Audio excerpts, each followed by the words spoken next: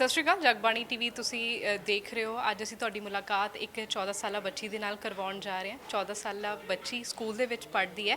Corona pandemic ਦੇ ਦੌਰਾਨ ਜਦੋਂ ਸਾਰੇ ਲੋਕਡਾਊਨ ਤੋਂ ਡਰ ਰਹੇ ਸੀ ਤਾਂ ਇਸ ਬੱਚੀ ਨੇ ਇਸ ਪੈਂਡੈਮਿਕ ਨੂੰ ਇੱਕ ਬਹੁਤ ਵਧੀਆ ਤਰੀਕੇ ਦੇ ਨਾਲ ਵਰਤਿਆ ਅਤੇ ਉਸ ਪੂਰੇ ਕਰੋਨਾ ਪੈਂਡੈਮਿਕ ਦੇ ਦੌਰਾਨ ਜਦੋਂ ਲੋਕਡਾਊਨ ਦੇ ਵਿੱਚ ਪੂਰੀ ਦੁਨੀਆ ਫਸੀ ਹੋਈ ਸੀ ਤਾਂ ਉਸ ਸਮੇਂ ਇਸ ਬੱਚੀ ਨੇ ਇੱਕ ਕਿਤਾਬ ਲਿਖ ਦਿੱਤੀ। ਦਰਅਸਲ ਇਹ ਕਿਤਾਬ ਦੋ ਲੜਕੀਆਂ ਦੇ ਵੱਲੋਂ ਲਿਖੀ ਗਈ ਹੈ। ਦੋਵੇਂ 14 ਸਾਲ ਦੀਆਂ ਨੇ, ਸਕੂਲ ਦੇ ਵਿੱਚ ਪੜ੍ਹਦੀਆਂ ਨੇ, ਪਰ ਇੱਕ ਇਨਸੀਡੈਂਟ ਦੇ ਉੱਤੇ ਇਹ ਕਿਤਾਬ ਲਿਖੀ ਗਈ ਹੈ। ਕਿਤਾਬ ਦੇ ਵਿੱਚ ਕੀ ਕੁਝ ਜਿਹੜੇ ਪਾਠਕ ਹੋਣਗੇ ਉਹਨਾਂ ਨੂੰ ਮਿਲੇਗਾ, ਇਸ ਦੇ ਬਾਰੇ ਹੀ ਗੱਲਬਾਤ ਕਰ ਰਹੇ ਹਾਂ। ਇਸ ਸਮੇਂ ਮੇਰੇ ਨਾਲ ਬਾਰੂਨੀ ਅਰੋੜਾ ਨੇ ਬਾਰੂਨੀ ਅਰੋੜਾ ਦੇ ਨਾਲ ਗੱਲਬਾਤ ਕਰਦੇ ਹਾਂ। ਬਾਰੂਨੀ, ਕੀ ਹਾਲ ਚਾਲ ਨੇ? ਬਹੁਤ ਅੱਛਾ, ਬਹੁਤ ਵਧੀਆ। ਬਹੁਤ ਵਧੀਆ। ਬੁੱਕ ਦਾ ਨਾਮ ਹੈ ਸਮਰ ਐਨਿਗਮਾ। ਸਮਰ ਐਨਿਗਮਾ ਦੇ ਵਿੱਚ ਅਜਿਹਾ ਕੀ ਹੈ ਜੋ ਜਦੋਂ ਵੀ ਕੋਈ ਇਹਨੂੰ ਪੜ੍ਹੂਗਾ ਉਹਨੂੰ ਕੀ ਮਿਲੂਗਾ? ਸਮਰ ਐਨਿਗਮਾ ਦੇ ਨਾਂ ਵਿੱਚ ਇੱਕ ਸਟੋਰੀ ਹੈ, ਇੱਕ ਪੂਰੀ ਕਹਾਣੀ ਹੈ। ਸਮਰ ਐਨਿਗਮਾ ਦਾ ਮੀਨਿੰਗ ਇਹ ਹੈ ਕਿ ਸਮਰ ਐਨਿਗਮਾ ਜਿਵੇਂ ਕਿ ਕੋਈ ਮਿਸਟਰੀ ਹੋਵੇ, ਜਿਵੇਂ ਕੋਈ ਸਸਪੈਂਸ ਰਾਹੀਂ ਕੋਈ ਸਟੋਰੀ। ਅਤੇ ਅਸੀਂ ਇਸ ਬੁੱਕ ਵਿੱਚ ਇਹ ਪੋਰਟਰੇ ਕਰਨਾ ਚਾਹੁੰਦੇ ਸੀ ਕਿ ਇੱਕ ਇਹੋ ਜਿਹੀ ਵਰਲਡ, ਇਹੋ ਜਿਹੀ ਜ਼ਿੰਦਗੀ ਜਿਸ ਵਿੱਚ ਤੁਹਾਨੂੰ ਹਰ ਮੋੜ 'ਤੇ ਮਿਸਟਰੀ ਅਤੇ ਸਸਪੀਸ਼ਨ ਮਿਲੇਗਾ। ਇਸ ਬੁੱਕ ਦੇ ਵਿੱਚ ਕੀ ਮਿਸਟਰੀ ਹੈ?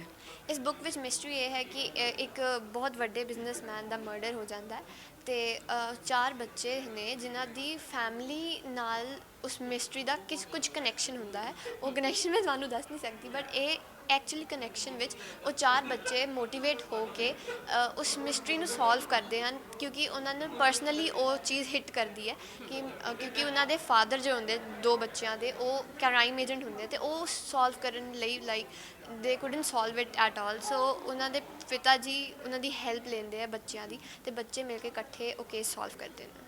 ਇਹ ਜਿਹੜੀ ਜਦੋਂ ਮੈਂ ਬੁੱਕ ਦੇ ਬਾਰੇ ਥੋੜ੍ਹਾ ਰੀਡ ਕੀਤਾ ਤਾਂ ਮੈਨੂੰ ਇਹ ਲੱਗਿਆ ਕਿਸੇ ਮੈਂ ਕੋਈ ਮੂਵੀ ਦੇਖ ਰਹੀ ਹਾਂ। ਜਿਵੇਂ ਤੁਸੀਂ ਛੋਟੇ ਹੋ, ਮੂਵੀਜ਼ ਦੇਖਦੇ ਹੋਵੋਗੇ, ਮੂਵੀਜ਼ ਦਾ ਐਡਾ ਤਕੜਾ ਇੰਪੈਕਟ ਪਿਆ ਕਿ ਤੁਸੀਂ ਉਹ ਸਾਰਾ ਕੁਝ ਇੱਕ ਬੁੱਕ ਦੇ ਵਿੱਚ ਲਿਖਤਾ। ਐਕਚੁਅਲੀ ਮੂਵੀਜ਼ ਦਾ ਇੰਪੈਕਟ ਤਾਂ ਨਹੀਂ ਹੈ, ਇਹ ਐਕਚੁਅਲੀ ਬੁੱਕਸ ਦਾ ਇੰਪੈਕਟ। ਅਸੀਂ ਜਿਹੜੇ DPS ਜਲੰਧਰ ਸਕੂਲ ਵਿੱਚ ਰਹਿੰਦੇ ਸੀ, ਅਸੀਂ ਉੱਥੇ ਪੜ੍ਹਦੇ ਸੀ, ਤਾਂ ਉਹਨਾਂ ਨੇ ਸਾਨੂੰ ਇੱਕ ਇਹੋ ਜਿਹੀ ਆਦਤ ਡਾਲੀ ਕਿ ਸਾਨੂੰ ਰੋਜ਼ ਬੁੱਕਸ ਪੜ੍ਹਨੀਆਂ ਚਾਹੀਦੀਆਂ। ਅਤੇ ਮੇਰੀ ਅਤੇ ਮੇਰੇ ਕੋ-ਆਥਰ ਦੀ ਫੇਵਰੇਟ ਜਿਹੜੀ ਆਥਰ ਹੈ ਐਨਿਟ ਬਲਿਟਨ ਅਤੇ ਅਗਾਥਾ ਕ੍ਰਿਸਟੀ, ਉਹਨਾਂ ਦੀ ਬੁੱਕਸ ਪੜ੍ਹ ਕੇ ਅਸੀਂ ਬੜੇ ਇੰਸਪਾਇਰ ਹੋਏ, ਪ੍ਰੇਰਿਤ ਹੋਏ ਕਿ ਸਾਨੂੰ ਵੀ ਕੁਝ ਇਸ ਤਰ੍ਹਾਂ ਲਿਖਣਾ ਚਾਹੀਦਾ ਜਿਸ ਨਾਲ ਰੀਡਰਸ ਨੂੰ ਇੱਕ ਇੰਜੋਇਮੈਂਟ ਮਿਲੇ, ਜਿਸ ਵਿੱਚ ਹਰ ਤਰਫ ਮਿਸਟਰੀ ਹੋਵੇ। ਅਤੇ ਇਹ ਸਾਡੀ ਰੀਅਲ ਇੰਸਪੀਰੇਸ਼ਨ ਸੀ। ਮੂਵੀਜ਼ ਤਾਂ ਅਸੀਂ ਵੇਖਦੇ ਹੀ ਹਾਂ, ਬਟ ਮੈਂ ਚਾਹੁੰਦੀ ਸੀ ਕਿ ਇਸ ਮੂਵੀ ਤੋਂ ਵੀ ਹਟ ਕੇ ਹੋ। ਅਤੇ ਹਟ ਕੇ ਹੁਣ ਫਿਰ ਜਦੋਂ ਤੁਸੀਂ ਇਹਨੂੰ ਲਿਖ ਦਿੱਤਾ ਆ, ਹਟ ਕੇ ਇਹਦੇ ਵਿੱਚ ਲੋਕਾਂ ਨੇ ਰਿਵਿਊਜ਼ ਦਿੱਤੇ ਹੋਣਗੇ, ਹਟ ਕੇ ਉਹਨਾਂ ਨੂੰ ਕੀ ਲੱਗਿਆ, ਉਹਨਾਂ ਨੇ ਕੀ ਫੀਡਬੈਕ ਦਿੱਤੀ? ਉਹਨਾਂ ਨੂੰ ਫੀਡਬੈਕ ਇਹ ਲੱਗੀ ਕਿ ਇਹ ਐਕਚੁਅਲੀ ਇੱਕ ਇਹੋ ਜਿਹੀ ਬੜੀ ਯੂਨੀਕ ਸਟੋਰੀ ਹੈ ਜਿਸ ਵਿੱਚ ਅਸੀਂ ਯੂਜੂਅਲੀ ਵੇਖਦੇ ਹਾਂ ਕਿ ਬੱਚਿਆਂ ਨੂੰ ਇਹਨਾਂ ਚੀਜ਼ਾਂ ਦੇ, ਅੱਜ ਕੱਲ੍ਹ ਦੇ ਬੱਚਿਆਂ ਨੂੰ ਇਹਨਾਂ ਜਿਹਾ ਸ਼ੌਕ ਨਹੀਂ ਹੁੰਦਾ। ਇਹ ਸ਼ੌਕ ਅਸੀਂ ਆਪਣੇ ਬੁੱਕ ਵਿੱਚ ਪਾਇਆ ਅਤੇ ਅਸੀਂ ਇਹ ਚਾਹੁੰਦੇ ਸੀ ਕਿ ਬੱਚਿਆਂ ਉੱਤੇ ਜ਼ਿਆਦਾ ਫੋਕਸ ਰਹੇ। ਅਤੇ ਜਿੰਨੇ ਵੀ ਜਿਨ੍ਹਾਂ ਨੇ ਸਾਡੀ ਬੁੱਕ ਰੀਡ ਕੀਤੀ, ਉਹਨਾਂ ਨੇ ਰਿਵਿਊ ਇੰਨਾ ਚੰਗਾ ਦਿੱਤਾ ਕਿ ਉਹ ਇੰਨੇ ਇੰਪ੍ਰੈਸ ਹੋਏ ਸੀ ਕਿ 2 ਬੱਚਿਆਂ ਨੇ ਇਕੱਠੇ ਮਿਲ ਕੇ ਇੱਕ ਇਹੋ ਜਿਹੀ ਯੂਨੀਕ ਇੰਨੀ ਕੰਪਲੈਕਸ ਸਟੋਰੀ ਬਣਾਈ ਜਿਸ ਵਿੱਚ ਹਰ ਤਰਫ ਸਸਪੈਕਟਸ ਨੇ। ਅਤੇ ਸਾਨੂੰ ਇਸ ਵਿੱਚ ਪੂਰਾ 4-6 ਮਹੀਨੇ ਦਾ ਟਾਈਮ ਲੱਗਿਆ ਸੀ। ਤੁਸੀਂ ਕਹਿ ਰਹੇ ਹੋ ਕਿ ਦੋਨਾਂ ਨੇ ਇਕੱਠੇ ਮਿਲ ਕੇ ਲਿਖੀ ਹੈ ਨਾ, ਅਤੇ ਟਾਈਮ ਕਿੰਨਾ ਕੁ ਲੱਗਿਆ ਪੂਰੀ ਬੁੱਕ ਲਿਖਣ ਦੇ ਵਿੱਚ? ਅਤੇ ਜਦੋਂ ਦੋਵੇਂ, ਕਿਉਂਕਿ ਤੁਹਾਡੇ ਥੋਟ ਪ੍ਰੋਸੈਸ ਵੱਖਰਾ ਆ ਅਤੇ ਪ੍ਰਤਿਭਾ ਦਾ ਥੋਟ ਪ੍ਰੋਸੈਸ ਵੱਖਰਾ ਹੋਏਗਾ, ਫਿਰ ਉਹਨੂੰ ਕੰਪਾਈਲ ਕਿਵੇਂ ਕੀਤਾ ਕਿ ਉਹ ਸਟੈਪ ਬਾਈ ਸਟੈਪ ਇੱਕ ਬਹੁਤ ਵਧੀਆ, ਮਤਲਬ ਕਿ ਜਿਹੜੀ ਉਹਦੀ ਕੰਪਾਈਲ ਵਧੀਆ ਹੋਵੇ ਔਰ ਇੱਕ ਬੁੱਕ ਦਾ ਫਾਰਮ ਉਹਨੇ ਲਿਆ? ਫਿਰ ਪਹਿਲੇ ਤਾਂ ਬੁੱਕ ਲਿਖਣ ਵਿੱਚ ਸਾਨੂੰ 4 ਤੋਂ 6 ਮਹੀਨੇ ਲੱਗ ਗਏ ਸੀ, ਕਿਉਂਕਿ ਪਹਿਲਾਂ 2 ਮਹੀਨੇ ਤਾਂ ਅਸੀਂ ਸਟ੍ਰੈਟਜੀ ਬਣਾਉਣ ਵਿੱਚ ਲੱਗ ਗਏ, ਅਤੇ ਬਾਕੀ ਦੇ 4 ਮਹੀਨੇ ਸੀ ਅਸੀਂ ਲਿਖਣ ਪ੍ਰੋਸੈਸ, ਜਿਵੇਂ ਰਾਈਟਿੰਗ ਪ੍ਰੋਸੈਸ ਹੁੰਦਾ ਉਹ ਅਸੀਂ ਕੀਤਾ। ਅਤੇ ਮੈਂ ਇੱਥੇ ਕਹਿਣਾ ਚਾਹੁੰਦੀ ਹਾਂ ਕਿ ਸਾਡੀ ਜਿਵੇਂ ਵਿਚਾਰਧਾਰਾ, ਜਿਵੇਂ ਥੋਟਸ ਵੱਖਰੇ ਸੀ, ਪਰ ਅਸੀਂ ਉਹਨੂੰ ਇਸ ਫਾਰਮ ਵਿੱਚ ਲੈ ਕੇ ਬਿਗ ਬੁੱਕ ਤਿਆਰ ਕੀਤੀ ਜਿਸ ਵਿੱਚ ਸਾਡੀ ਜਿਹੜਾ ਟਾਰਗੇਟ ਸੀ ਉਹ ਸੇਮ ਹੋਵੇ, ਕਿ ਸਾਡੀ ਦੋਵਾਂ ਦੀ ਥੋਟਸ ਇੱਥੇ ਇੱਕ ਮਿਸਟਰੀ 'ਤੇ ਜਾ ਕੇ ਰੁਕਦੀਆਂ ਨੇ। ਅਤੇ ਇੱਥੇ ਮੈਂ ਇਹ ਵੀ ਕਹਿਣਾ ਚਾਹੁੰਦੀ ਹਾਂ ਕਿ ਅਸੀਂ ਦੋਵੇਂ ਬੈਸਟ ਫਰੈਂਡਸ ਨੇ 2-3 ਸਾਲਾਂ ਤੋਂ, ਅਤੇ ਉਹ ਵੀ ਸਾਡਾ ਇੱਕ ਬੜਾ ਇੰਪੈਕਟ, ਇੱਕ ਫੈਕਟਰ ਹੈ। ਜਿਵੇਂ ਕਿ ਸਾਡੀ ਬੌਂਡ, ਸਾਡਾ ਕਨੈਕਸ਼ਨ ਬਹੁਤ ਸੀ, ਅਤੇ ਅਸੀਂ ਇਹ ਚਾਹੁੰਦੇ ਸੀ ਕਿ ਸਾਡਾ ਬੌਂਡ ਵੀ, ਕਨੈਕਸ਼ਨ ਵੀ ਪੂਰੇ ਰੀਡਰਸ ਨੂੰ ਦਿਖੇ, ਕਿਉਂਕਿ ਅਸੀਂ ਲੋਕਡਾਊਨ ਪੀਰੀਅਡ ਸੀ ਕਿ ਕੋਈ ਮਿਲ ਨਹੀਂ ਰਿਹਾ ਸੀ, ਸਾਰੇ ਇੰਨੇ ਉਹ ਸੀ, ਮਤਲਬ ਬਿਜ਼ੀ ਵਗੈਰਾ ਸੀ। ਤਾਂ ਅਸੀਂ ਜ਼ੂਮ ਮੀਟਿੰਗਸ ਕੀਤੀਆਂ, ਅਸੀਂ ਕਾਲ ਕੀਤੀ, ਅਤੇ ਅਸੀਂ ਸਾਰੇ ਟੈਕਨੋਲੋਜੀ ਬੇਸਡ ਉੱਤੇ ਅਸੀਂ ਇੱਕ ਪੂਰੀ ਬੁੱਕ ਲਿਖੀ। ਹੁਣ ਜਿਵੇਂ ਦੋਨੇ ਜਣੇ ਬੈਠ ਕੇ ਗੱਲਬਾਤ ਕਰਦੇ ਸੀਗੇ, ਫਾਈਨਲ ਕਿਵੇਂ ਹੁੰਦਾ ਸੀਗਾ? ਕਿਉਂਕਿ ਓਬਵੀਅਸਲੀ ਗੱਲ ਹੈ, ਡਿਸਕਸ ਕਰਦੇ ਹੋਵੋਗੇ, ਕੋਈ ਵੱਡਾ ਆ ਕੇ ਫਾਈਨਲਾਈਜ਼ ਕਰਦਾ ਸੀ ਕਿ ਇਹ ਚੀਜ਼ ਫਾਈਨਲ ਹੈ, ਜਾਂ ਹੋਰ ਕਿਹੜੇ ਲੋਕਾਂ ਨੇ ਹੈਲਪ ਕੀਤੀ ਫਿਰ ਦੋਨਾਂ ਨੂੰ?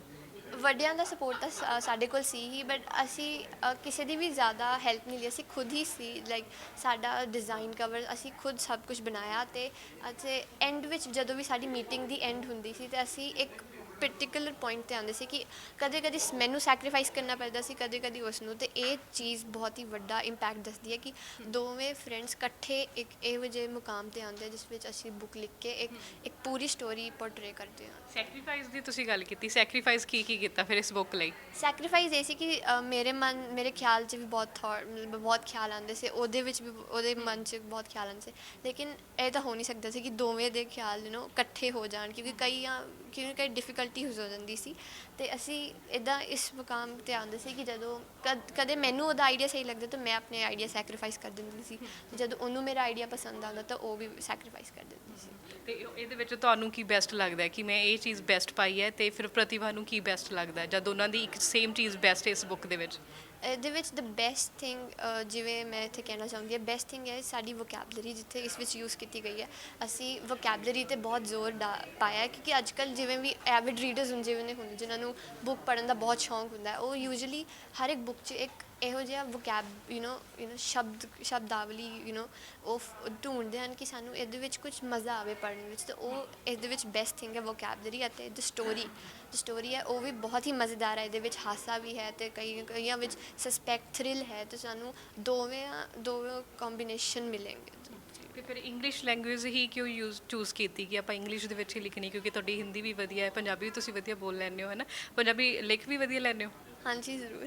ਤੇ ਫਿਰ ਇੰਗਲਿਸ਼ ਹੀ ਕਿਉਂ ਚੂਜ਼ ਕੀਤੀ? ਇੰਗਲਿਸ਼ ਐਕਚੁਅਲੀ ਅਸੀਂ ਇਸ ਲਈ ਚੂਜ਼ ਕੀਤੀ ਕਿਉਂਕਿ ਸਾਨੂੰ ਇੰਗਲਿਸ਼ ਪੜ੍ਹਨ 'ਚ ਵੀ ਬਹੁਤ ਸ਼ੌਂਕ ਸੀ, ਕਿ ਅੱਜ ਕੱਲ੍ਹ ਵੈਸੇ ਤਾਂ ਮੈਂ ਬਿਲਕੁਲ ਫਰੈਂਕ ਹੋਣਾ ਚਾਹਾਂਗੀ ਕਿ ਅੱਜ ਕੱਲ੍ਹ ਹਿੰਦੀ ਪੰਜਾਬੀ ਦੀ ਬੁੱਕਸ ਅਸੀਂ ਜ਼ਿਆਦਾ ਪੜ੍ਹਦੇ ਨਹੀਂ, ਕਿਉਂਕਿ ਸਾਡੇ ਸਕੂਲ ਵਿੱਚ ਇੰਗਲਿਸ਼ ਦਾ ਬਹੁਤ ਹੀ ਜ਼ਿਆਦਾ ਇੰਪੈਕਟ ਸੀ, ਅਤੇ ਅਸੀਂ ਚਾਹੁੰਦੇ ਸੀ ਕਿ ਅਸੀਂ ਵੀ ਇੰਗਲਿਸ਼ 'ਚ ਬੁੱਕ ਲਿਖੀਏ, ਕਿ ਅੱਜ ਕੱਲ੍ਹ ਇੰਗਲਿਸ਼ ਬਹੁਤ ਹੀ ਇੰਪੋਰਟੈਂਟ ਹੁੰਦੀ ਜਾ ਰਹੀ ਹੈ, ਅਤੇ ਅਸੀਂ ਹਰ ਥਾਂ ਵਿੱਚ ਇੰਗਲਿਸ਼ ਯੂਜ਼ ਹੁੰਦੀ ਹੈ, ਅਤੇ ਮੈਂ ਇਹ ਚਾਹੁੰਦੀ ਸੀ ਕਿ ਇੱਕ ਇੰਗਲਿਸ਼ ਬੁੱਕ ਹੋਵੇ ਜਿਸ ਨੂੰ ਸਾਰੇ ਰੀਡ ਕਰ ਸਕਣ, ਕਿਉਂਕਿ ਯੂਜੂਲੀ ਅੱਜ ਕੱਲ੍ਹ ਇਹ ਹੈ ਕਿ ਸਾਡੀ ਲਿਟਰੇਸੀ ਰੇਟ ਵੱਧ ਗਿਆ, ਅਤੇ ਮੈਂ ਚਾਹੁੰਦੀ ਸੀ ਕਿ ਹਰ ਇੱਕ ਏਜ ਦਾ ਬੱਚਾ, ਹਰ ਇੱਕ ਏਜ ਦਾ ਕੋਈ ਬੁੱਢਾ ਹੋ ਸਕਦਾ, ਬੱਚਾ ਜਵਾਨ, ਉਹ ਸਾਰੇ ਇਸ ਬੁੱਕ ਨੂੰ ਪੜ੍ਹਨ। ਪਰ ਫਿਰ ਇਹ ਚੀਜ਼ ਹੋ ਜੂਗੀ ਕਿਉਂਕਿ ਤੁਸੀਂ ਪੰਜਾਬ 'ਚ ਰਹਿ ਰਹੇ ਹੋ, ਪੰਜਾਬ ਦੇ ਵਿੱਚ ਬੁੱਕ ਲਾਂਚ ਹੋਈ ਹੈ, ਅਤੇ ਜਿਹੜੇ ਪੰਜਾਬ ਦੇ ਵਿੱਚ ਇੰਗਲਿਸ਼ ਨਹੀਂ ਪੜ੍ਹ ਪਾਉਂਦੇ ਫਿਰ ਉਹ ਕਿਵੇਂ ਪੜ੍ਹਨਗੇ? ਉਹ ਪੜ੍ਹਨ ਦੇ ਲਈ ਐਕਚੁਅਲੀ ਇਹਦੇ ਵਿੱਚ ਇਹ ਹੈ ਕਿ ਅਸੀਂ ਯੂਜੂਲੀ ਸਾਰੇ ਗੈਸਟਸ ਇਨਵਾਈਟ ਕੀਤੇ, ਅਤੇ ਉਹਨਾਂ ਵਿੱਚ ਉਹਨਾਂ ਨੇ ਕਿਹਾ, ਅਸੀਂ ਯੂਜੂਲੀ ਲੁਧਿਆਣਾ ਦੇ ਵਿੱਚ ਅਸੀਂ ਬੁੱਕ ਲਾਂਚ ਕੀਤਾ ਸੀ, ਅਤੇ ਉਹਦੇ ਵਿੱਚ ਅਸੀਂ ਸ਼੍ਰੀ ਸੁਰਜੀਤ ਪਾਤਰ ਨੂੰ ਬੁਲਾਇਆ ਸੀ, ਅਤੇ ਉਹ ਸਾਨੂੰ ਕਹਿ ਰਹੇ ਸੀ ਕਿ ਅਸੀਂ ਪੰਜਾਬ ਦੇ ਰਾਈਟਰ ਹਾਂ, ਬਟ ਸਾਨੂੰ ਵੇਖਦੇ ਹਾਂ ਕਿ ਹਰ ਇੱਕ ਬੱਚਾ ਇਵੋਲਵ ਹੁੰਦਾ ਹੈ, ਪੰਜਾਬ ਦੀ ਲੈਂਗੁਏਜ ਵਿੱਚ ਇਨਵੋਲਵ ਹੁੰਦਾ, ਅਤੇ ਅਸੀਂ ਚਾਹੁੰਦੇ ਸੀ ਕਿ ਇੰਗਲਿਸ਼ ਥੋੜ੍ਹੀ ਹਟ ਕੇ ਲੱਗਦੀ ਹੈ ਸਾਨੂੰ, ਦੈਟਸ ਵਾਈ ਵੀ ਚੋਜ਼। ਲੇਕਿਨ ਅਗਲੀ ਵਾਰ we are pointing that we should do Punjabi as well. Punjabi ਦੇ ਵਿੱਚ ਵੀ ਲਿਖਣ ਜਾ ਰਹੇ ਹੋ? ਇਸ ਤੋਂ ਇਲਾਵਾ ਕੋਈ ਹੋਰ ਪ੍ਰੋਜੈਕਟ ਦੇ ਉੱਤੇ ਵੀ ਕੰਮ ਕਰ ਰਹੇ ਹੋ ਇਸ ਤੋਂ ਬਾਅਦ? ਕਿਉਂਕਿ ਹੁਣ ਤਾਂ ਜਰਨੀ ਸ਼ੁਰੂ ਹੋ ਗਈ ਹੈ, ਤੁਸੀਂ 14 ਸਾਲਾਂ 'ਚ ਇੱਕ ਬੁੱਕ ਲਿਖ ਦਿੱਤੀ ਹੈ, ਅਤੇ ਅੱਗੇ ਜਿਵੇਂ ਜਿਵੇਂ ਪੜ੍ਹਦੇ ਜਾਓਗੇ ਲਿਖਦੇ ਵੀ ਜਾਓਗੇ। ਹੁਣ ਪਹਿਲਾਂ ਤਿਆਰੀਆਂ ਹੈਗੀਆਂ ਕਿ ਜਾਂ ਟਾਰਗੇਟ ਸੈੱਟ ਕੀਤਾ ਹੋਇਆ ਕਿ ਇਹ ਚੀਜ਼ ਕਰਨੀ ਹੈ?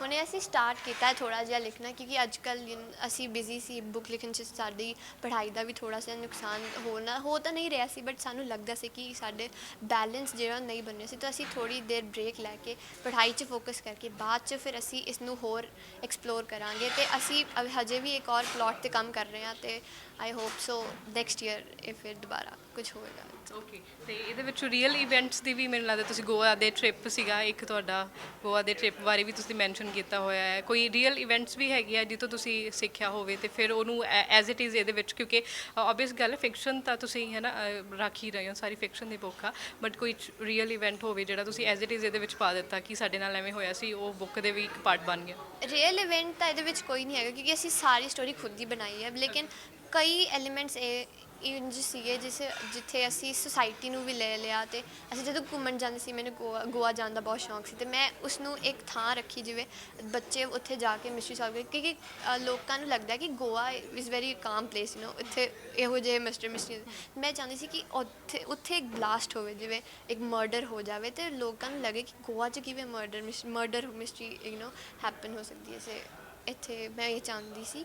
ਅਤੇ ਮੋਰ ਦੇਵਰ ਥਿੰਗਸ ਲਾਈਕ ਹਾਂ ਕਿ ਗੋਆ ਸਾਰੀ ਰੀਅਲ ਇੰਸਪੀਰੇਸ਼ਨਸ ਇਹ ਵੀ ਸੀ ਕਿ ਅਸੀਂ ਜਦੋਂ ਵੀ ਜਾਂਦੇ ਸੀ ਅਸੀਂ ਟੀਵੀ ਵਗੈਰਾ ਤੇ ਕਈ ਸੀਰੀਅਲ ਆਉਂਦੇ ਆ, ਜਿਵੇਂ ਮੈਂ ਉੱਦਾਂ ਤੋਂ ਇੰਨਾ ਇਨਫਲੂਐਂਸ ਨਹੀਂ ਹੁੰਦੀ, ਪਰ ਮੈਨੂੰ ਲੱਗਦਾ ਕਿ ਹਾਂ ਮੈਂ ਛੋਟੇ ਹੁੰਦੇ ਮੈਨੂੰ ਬਹੁਤ ਸ਼ੌਂਕ ਸੀ ਇਨਵੈਸਟੀਗੇਟ ਕਰਨ ਦਾ, ਮਰਡਰ ਮਿਸਟਰੀ ਸੋਲਵ ਕਰਨ ਦਾ, ਤੇ ਉਹ ਇਨਸਪੀਰੇਸ਼ਨ ਤੇ ਉਹ ਰੀਅਲ ਇਵੈਂਟਸ ਮੈਂ ਇਹਦੇ 'ਚ ਪਾਏ ਨੇ। ਇਨਵੈਸਟੀਗੇਸ਼ਨ ਦਾ ਸ਼ੌਂਕ ਹੈ ਤੇ ਕੁਛ ਅੱਗੇ ਜਾ ਕੇ ਇਨਵੈਸਟੀਗੇਟ ਕੁਛ ਮਤਲਬ ਬੁੱਕਸ ਦੀ ਤਰ੍ਹਾਂ ਹੀ ਕਰਨਾ ਹੈ ਜਾਂ ਕੁਛ ਵੈਸੇ ਵੀ ਇਨਵੈਸਟੀਗੇਟ ਕਰ ਸਕਦੇ ਹੋ? ਮੇਰਾ ਮਨ ਤਾਂ ਬਹੁਤ ਹੈ, ਮੈਂ ਜਿਵੇਂ ਆਰਮੀ ਇੰਟੈਲੀਜੈਂਸ ਜਾਣਾ ਚਾਹੁੰਦੀ ਹਾਂ, ਉੱਥੇ ਜਾ ਕੇ ਮਿਸਟਰੀ ਸੋਲਵ, ਜਿਵੇਂ ਉੱਥੇ ਪੂਰਾ ਕੰਟਰੋਲ ਹੁੰਦਾ ਹੈ, ਮੈਂ ਉਹਦੇ ਵਿੱਚ ਮੈਂ ਬਹੁਤ ਮੇਰਾ ਇਨਫਲੂਐਂਸ ਹੈ, ਤੇ ਅੱਗੇ ਹੋ ਸਕਦਾ ਹੈ ਕਿ ਮੈਂ ਜਾਵਾਂ, ਨਹੀਂ ਤਾਂ ਮੈਂ ਆਪਣੇ ਥੋਟਸ ਹਮੇਸ਼ਾ ਬੁੱਕ 'ਚ ਇੱਕ ਰਾਈਟਿੰਗ 'ਚ ਐਕਸਪ੍ਰੈਸ ਕਰਦੀ ਹਾਂ। ਮੇਰੇ ਕੋਲ ਇੱਕ ਡਾਇਰੀ ਹੈ, ਮੈਂ ਜਦੋਂ ਵੀ ਕੁਝ ਸੋਚਦੀ ਹਾਂ ਮੈਂ ਉਹਦੇ ਵਿੱਚ ਲਿਖ ਦਿੰਦੀ ਹਾਂ, ਕਿਉਂਕਿ ਕਈ ਵਾਰ ਰਾਈਟਰ ਇੱਕ ਇਹੋ ਜਿਹਾ ਇਨਸਾਨ ਹੁੰਦਾ ਜੋ ਆਪਣੇ ਫੀਲਿੰਗਸ ਨੂੰ ਸ਼ੇਅਰ ਨਹੀਂ ਕਰ ਪਾਉਂਦਾ, ਲੇਕਿਨ ਉਸਨੂੰ ਇੱਕ ਇਸ ਤਰ੍ਹਾਂ ਇਸ ਫਾਰਮ ਵਿੱਚ ਲਿਖਦਾ ਕਿ ਉਸਨੂੰ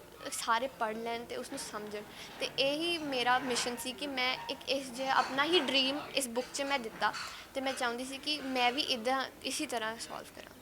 ਮੇਰਾ ਲਾਸਟ ਕੁਐਸਚਨ ਹੈ ਕਿ ਅੱਜ ਕੱਲ੍ਹ ਟੈਕਨੋਲੋਜੀ ਦਾ ਬਹੁਤ ਵੱਡਾ ਇੰਪੈਕਟ ਹੈ। ਅਸੀਂ ਸਕੂਲ ਕਿਉਂਕਿ ਆਨਲਾਈਨ ਸਟੱਡੀ ਜ਼ਿਆਦਾ ਵੱਧ ਰਹੀ ਹੈ ਅੱਗੇ, ਹੈ ਨਾ, ਸਮਾਰਟਫੋਨ ਸਾਡੇ ਹੱਥਾਂ 'ਚ ਹੁੰਦੇ ਆ, ਲੈਪਟਾਪ ਸਾਡੇ ਹੱਥਾਂ 'ਚ ਹੁੰਦੇ ਆ, ਬੱਚੇ ਬੁੱਕਸ ਦੀ ਬਜਾਏ ਟੈਕਨੋਲੋਜੀ ਦੇ ਨਾਲ ਜ਼ਿਆਦਾ ਜੁੜਦੇ ਆ, ਜਾਂ ਕੁਝ ਵੀ ਉਹ ਕੁਝ ਦੇਖਦੇ ਆ, ਮੂਵੀਜ਼ ਹੋ ਗਿਆ ਜਾਂ ਕਾਰਟੂਨ ਕੁਝ ਵੀ ਸਮਥਿੰਗ, ਹੈ ਨਾ, ਤੇ ਉਹ ਟੈਕਨੋਲੋਜੀ ਦੇ ਨਾਲ ਬਹੁਤ ਜ਼ਿਆਦਾ ਪਿਆਰ ਕਰਦੇ, ਟੈਕਨੋਲੋਜੀ ਦੇ ਨਾਲ ਚਿਪਕੇ ਰਹਿੰਦੇ। ਜੇ ਮੈਂ ਇਹੀ ਕਹਾਂ ਕਿ ਬਚਪਨ ਤੋਂ ਹੀ, ਹੈ ਨਾ, ਤੁਹਾਨੂੰ ਲੱਗਦਾ ਕਿ ਜਿਹੜੀ ਹੁਣ ਦੇ ਬੱਚੇ ਨੇ ਉਹਨਾਂ ਨੂੰ ਬੁੱਕਸ ਦੇ ਉੱਤੇ ਫੋਕਸ ਕਰਨਾ ਚਾਹੀਦਾ ਹੈ, ਔਰ ਉਹ ਘੱਟ ਪੜ੍ਹਦੇ ਆ, ਉਹਨਾਂ ਨੂੰ ਪੜ੍ਹਨੀਆਂ ਚਾਹੀਦੀਆਂ ਨੇ?